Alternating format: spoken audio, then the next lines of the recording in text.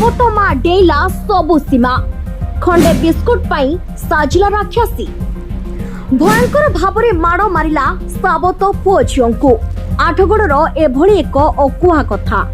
आपणक आखिरे लुह आनीपे ए दृश्य देखिले आपण हुएत विचलित हो जाई पारंती कारण ये एमिति एक घटना जोठी सावत माटीए भूली जाइछि मानविकता हिताहित ज्ञान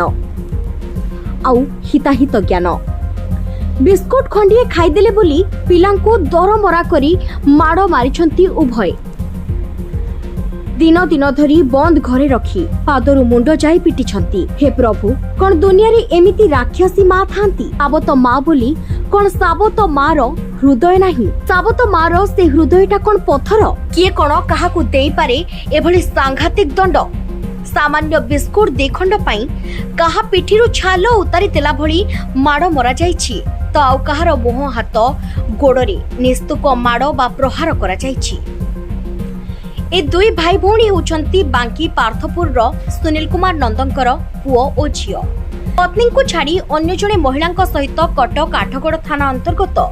अशोक नगर रे भड़ारे रहुछंती सुशील तेबे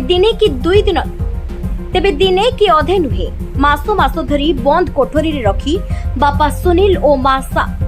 एवं सावत मां निर्यातना देई आसुथिबा दुई पिला बयान दैछंती। तेबे दुई पिलांक बयान अनुसार पुलिस सावत मां ओ बापा को गिरफ्त करिछि। माड़ ओ निर्यातना देबा घटना रे दुई नाबालकक जन्म कला मां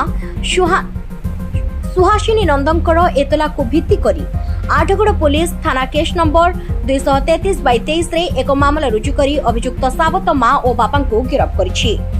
bureau report new Odisha TV.